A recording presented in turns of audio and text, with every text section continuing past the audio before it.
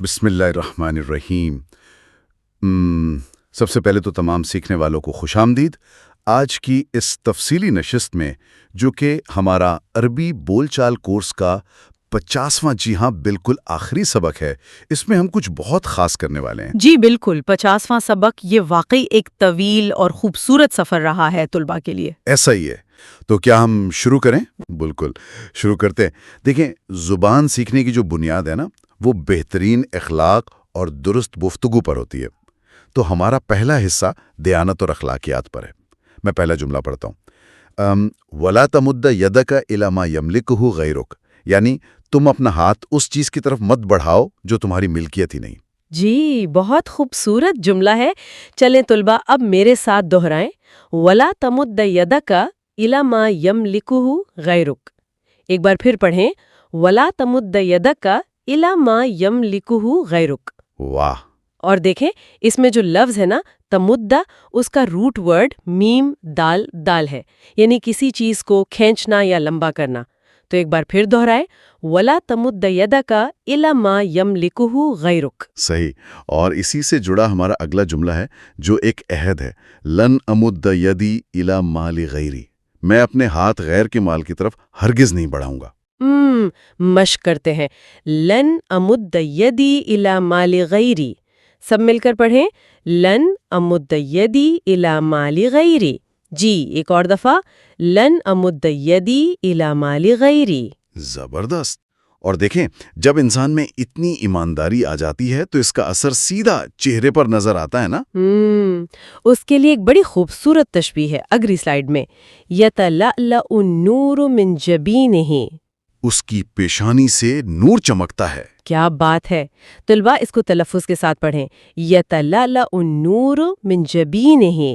میرے ساتھ پھر دہرائیں، یتلألأ النور من جبینہ۔ آخری بار تاکہ پکا ہو جائے، یتلألأ النور من جبینہ۔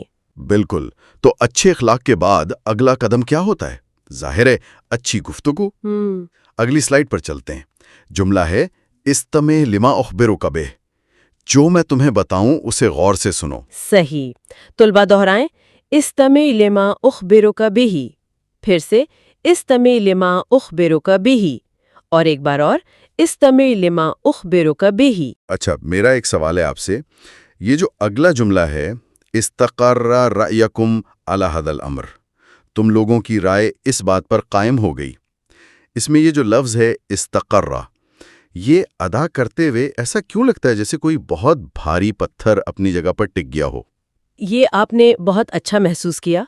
اصل میں استقرہ کا لفظ قرار سے ہے، یعنی جب فیصلہ مکمل ہو جائے اور وہ اپنی جگہ جم جائے، جیسے خیمے کی میخ زمین میں جم جاتی ہے تو اس میں وہ وزن ہے۔ چلیں اس بھاری پن کے ساتھ اس کی مشق کرتے ہیں۔ جی بالکل۔ استقر رأیکم علی ھذا الامر، دوبارہ دہرائیں، استقر رأیکم علی ھذا الامر، ایک بار پھر، استقر رأیکم علی ھذا الامر۔ اور پھر جب جنگ کا فیصلہ ہو جائے تو آخری جملہ ایسے سے کا، اتفقت کلمتہم علی الحرب، وہ سب لڑائی پر جمع ہو گئے۔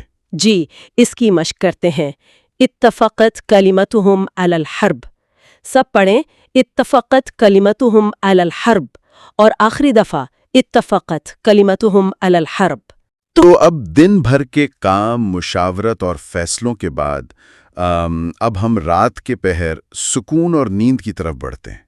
سلائیڈ 4 پر ایک بڑا خوبصورت منظر ہے، ہم یجتمعون فی اللیل تحت ضوء القمر، وہ سب رات کے وقت چاند کی روشنی تلے اکٹھے ہوتے ہیں۔ جی اسے ذرا روانی سے پڑھتے ہیں، ہم یجتمعون فی اللیل تحت ضوء القمر۔ طلاب پھر سے، ہم یجتمعون فی اللیل تحت ضوء القمر، ایک بار اور دہرائیں، ہم یجتمعون فی اللیل تحت ضوء القمر۔ اور اسی کے ساتھ رات کی کچھ عملی نصیحتیں بھی ہیں، جیسے یا اخی لا تسہر بعد العشاء کثیرا، بھائی عشاء کے بعد زیادہ نہ جاگا کرو۔ اور دوسرا جملہ ہے ذاکر بہدوء اخوانوں کا نائمون، سبق آہستہ دہراؤ، تمہارے بھائی سوئے ہوئے ہیں۔ طلاب اب آپ نے یہ دونوں جملے بلند آواز میں دہرانے ہیں۔ پہلے یہ پڑھیں، یا اخی لا تسہر بعد العشاء کثیرا، دوبارہ یا اخی لا تسہر بعد العشاء کثیرا۔ صحیح۔ اور اب دوسرا، ذاکر بہدوء اخوانوں کا نائمون۔ پھر سے ذاکر بہدوء اخوانوں کا نائمون۔ ایک بار اور پڑھیں بلند آواز میں، ذاکر بہدوء اخوانوں کا نائمون۔ بہترین۔ دیکھیں، نیند نہ انسان کے جسم کو ریچارج کرنے والی ایک بیٹری کی طرح ہے۔ سلائیڈ 5 پر اسی سے متعلق جملے ہیں، کم ساعتن ستنامو، آپ کتنے گھنٹے سوئیں گے؟ اور جواب ہے سأرامو ساعتینی یا ثلاث ساعتن، میں 2 یا 3 گھنٹے سوؤں گا۔ جی، سوال اور جواب دونوں کی مشق کرتے ہیں۔ کم ساعتن ستنامو، سأنامو ساعتینی ثلاث ساعات۔ دوبارہ پڑھیں، کم ساعتن ستنامو، سأنامو ساعتینی ثلاث ساعات۔ بالکل۔ ایک بار پھر مل کر، کم ساعتن ستنامو، سأنامو ساعتینی ثلاث ساعات۔ اور پھر اس کی وجہ بھی بتائی گئی ہے، النوم یریح الانسان، نیند سے انسان کو راحت حاصل ہوتی ہے۔ اور ساتھ ہی ایک اور جملہ ہے، احب النوم علی مخدۃ صغیرۃ یا کبیرۃ، میں چھوٹے یا بڑے تکیے پر سونا پسند کرتا ہوں۔ چلیں ان کی بھی مشق کرتے ہیں۔ النوم یریح الانسان، طلبہ دہائیں، النوم یریح الانسان۔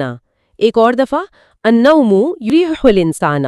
اور تکیے والا جملہ؟ جی، احب النوم علی مخدۃ صغیرۃ، اور اگر بڑا ہو تو احب النوم علی مخدۃ کبیرۃ۔ دوبارہ پڑھیں، احب النوم علی مخدۃ صغیرۃ او کبیرۃ۔ واہ!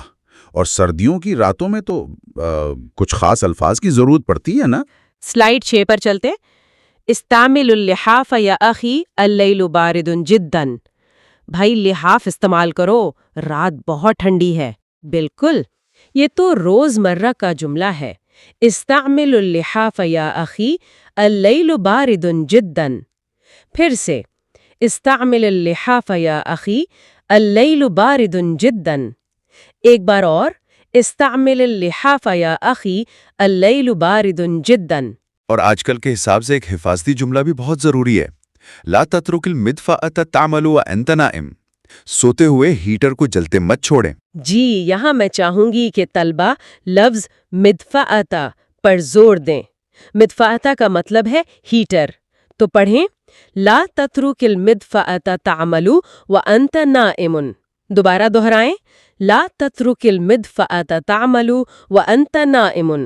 آخری بار، لا تترک المدفأۃ تعمل وانت نائم۔ بہت خوب۔ اور اس حصے کا اختتام ہم سونے کی دعا سے کریں گے۔ بسمک اللہم اموت و احیا، میرے اللہ میں آپ کے نام سے سوتا اور جاگتا ہوں۔ سب کو آنی چاہیے یہ دعا، بسمک اللہم اموت و احیا۔ پھر سے پڑھیں، بسمک اللہم اموت و احیا۔ ایک بار اور، بسمک اللہم اموت و احیا۔ جسمانی آرام کے بعد اب ہم بڑھتے ہیں انسان کے داخلی سفر کی طرف، جذبات کی کشمکش کی طرف۔ سلائیڈ 7 میں درد کو چھپانے کا ذکر ہے۔ اتخفی عنا آلاما تحملها بین جنبیک، تم اپنے اندر کی تکلیفوں کو ہم سے چھپانا چاہتے ہو۔ یہ بہت گہرا جملہ ہے۔ اس میں بین جنبئی کا یعنی پہلوؤں کے درمیان، سینے میں، اس پر غور کریں۔ چلیں دہرائیں، اتخفی عنا آلاما تحملها بین جنبئی کا۔ دوبارہ، اتخفی عنا آلاما تحملها بین جنبئی کا۔ ایک بار اور، اتخفی عنا آلاما تحملها بین جنبئی کا۔ اور فراق کا درد بھی کیسا ہوتا ہے؟ انت لا تعلم مرارت الفراق وعلم البعد، تم جدائی کی کڑواہٹ اور دوری کی تکلیف سے بے خبر ہو۔ جی، مشق کرے، انت لا تعلم مرارت الفراق وعلم البعد۔ پھر سے، انت لا تعلم مرارت الفراق وعلم البعد۔ مل کر ایک بار پھر، انت لا تعلم مرارت الفراق وعلم البعد۔ اور جب اسی درد کے ساتھ خوف شامل ہو جائے تو کہا گیا ہے سرل خوف فی جسدہی، خوف اس کے بدن میں سرایت کر گیا۔ اچھا، میرا ایک سوال ہے، یہ خوف کا بدن میں سرایت کر جانا، یہ کس طرح کی کیفیت ہوتی ہے؟ دیکھیں، سرا کا مطلب ہوتا ہے رات کے اندھیرے میں دبے پاؤں چلنا۔ جیسے رات کا مسافر خاموشی سے چلتا ہے، ویسے ہی خوف خاموشی سے انسان کی ہڈیوں میں اتر جاتا ہے۔ اوہ، بہت زبردست۔ جی چلے اس کی مشق کرتے ہیں. سر الخوف فی جسد ہی. طلبہ دہرائیں سر الخوف فی جسد ہی. ایک بار اور سر الخوف فی جسد ہی. وَأَخِيرًا دَبَّ الْيَأْسُ فِي قَلْبِهِ. آخر کار نا امیدی اس کے دل میں ہولے سے اتر گئی. اور ساتھ ہی ایک اور جملہ مَلَكَهُ الْيَأْسُ لِمَا أَصَابَهُ الْحُزْنُ وَالْغَمُّ. رنج و ملال کی وجہ سے وہ سراپا نا امید ہو گیا. باری باری پڑھتے. وَأَخِيرًا دَبَّ الْيَأْسُ فِي قَلْبِهِ. پھر سے وَأَخِيرًا دَبَّ الْيَأْسُ فِي قَلْبِهِ.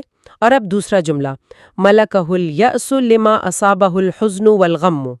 دوبارہ پڑھیں مَلَكَهُ الْيَأْسُ لِمَا أَصَابَهُ الْحُزْنُ وَالْغَمُّ. ایک بار پھر مَلَكَهُ الْيَأْسُ لِمَا أَصَابَهُ الْحُزْنُ وَالْغَمُّ. اور یہاں ایک بڑی مضبوط تشبیہ بھی ہے. کان الظمأ والجوع قد اخذ منه كل ما اخذ. جیسے بھوک اور پیاس نے اس کا ہر جوڑ لے لیا ہو. جی اسے ذرا احتیاط سے دہرانا ہے. کأن الظمأ والجوع قد اخذ منه كل مأخذ. پھر پڑھیں کأن الظمأ والجوع قد اخذ منه كل مأخذ. آخری بار کأن الظمأ والجوع قد اخذ منه كل مأخذ. لیکن دیکھیں مایوسی کے بعد ہمیشہ خوشی اور کوشش کا وقت بھی تو آتا ہے نا. امید نہیں ہارنی. سلائیڈ 9 پر آتے ہیں. ابذل وسعی فی العثور علیہم مہما یکلفنی ذالک من تعب وعناء. میں ان کو پانے میں پوری کوشش کروں گا چاہے اس کے لیے مجھے کتنی ہی مشقت اٹھانی پڑے. بالکل. اور اسے پورے جوش کے ساتھ دہرانا ہے. طلبہ مل کر پڑھیں. ابذل وسعی فی العثور علیہم مہما یکلفنی ذالک من تعب وعناء.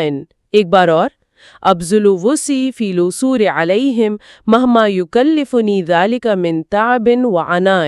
کیا بات ہے. اور جب کوشش کامیاب ہو تو انسان خوشی سے اڑنے لگتا ہے. قلبہ یکاد یطیر فرحا وسرورا. وہ خوشی سے پھولے نہ سما رہا تھا. یعنی لفظی مطلب ہے دل خوشی سے اڑنے لگا. جی بہت پیارا جملہ ہے. قلبہ یکاد یطیر فرحا وسرورا. دہرائیں قلبہ یکاد یطیر فرحا وسرورا. ایک دفعہ پھر قلبہ یکاد یطیر فرحا وسرورا. اور پھر ایسے شخص کی باتیں سننے کے لیے لوگ بےتاب ہو جاتے ہیں. تشوق الجمیع الی سماع کلامہ. سب لوگ اس کی بات سننے کے شائق تھے. پڑھتے ہیں اسے. تشوق الجمیع الی سماع کلامہ. دوبارہ تشوق الجمیع الی سماع کلامہ. پھر سے تشوق الجمیع الی سماع کلامہ. صحیح. تو اب چونکہ ہمارا یہ کورس کا بالکل آخری سبق ہے تو اس جذباتی سفر کے بعد ہمارا فوکس آپس کے تعلق اور عربی زبان سے محبت پر ہونا چاہیے. سلائیڈ 10 پر جملہ ہے اندی ما ہوا ابدع من ھذا. جو کچھ میرے پاس ہے وہ اس سے زیادہ بدی یعنی بہترین ہے. ھذا. ایک بار پھر عندی ما ہوا ابدع من ھذا. آخری دفعہ عندی ما ہوا ابدع من ھذا. اور اس موقع پر آپ سب سیکھنے والوں کے لیے ہماری طرف سے ایک دعا بھی ہے. لن ينقطع دعائی لکم فی کل لحظۃ ما حییت. جب تک میں زندہ ہوں میری دعا ہر وقت تمہارے ساتھ ہے. آمین. چلیں اس خوبصورت دعا کو پڑھتے ہیں. لن ينقطع دعائی لکم فی کل لحظۃ ما حییت. پھر سے لن ينقطع دعائی لکم فی کل لحظۃ ما حییت. اور ایک بار اور لن ينقطع دعائی لکم فی کل لحظۃ ما حییت. اور طلباء کی طرف سے بھی تو جواب ہونا چاہیے نا کہ انا اتعلم اللغۃ العربیۃ بشوق و اہتمام. میں نہایت شوق اور توجہ سے عربی زبان سیکھ رہا ہوں. جی یہ تو سب کو فخر سے پڑھنا چاہیے. انا اتعلم اللغۃ العربیۃ بشوق و اہتمام. مل کر دہرائیں. انا اتعلم اللغۃ العربیۃ بشوق و اہتمام. دوبارہ انا اتعلم اللغۃ العربیۃ بشوق و اہتمام. اور دیکھیں صرف شوق کافی نہیں ہوتا. مشق بہت ضروری ہے. الممارسۃ الیومیۃ تجعل لسانک طلیقا. روزانہ کی مشق آپ کی زبان میں روانی پیدا کرتی ہے. بالکل صحیح. چلیں اس کی بھی مشق کرتے ہیں. الممارسۃ الیومیۃ تجعل لسانک طلیقا. پھر سے الممارسۃ الیومیۃ تجعل لسانک طلیقا. ایک بار اور الممارسۃ الیومیۃ تجعل لسانک طلیقا. زبردست. اور اب آج کی اس پوری تفصیلی نشست کا اور اس 50 اسباق کے سفر کا جو آخری اور سنہری جملہ ہے وہ یہ رہا: اللغۃ العربیۃ مفتاح لکنوز المعرفۃ.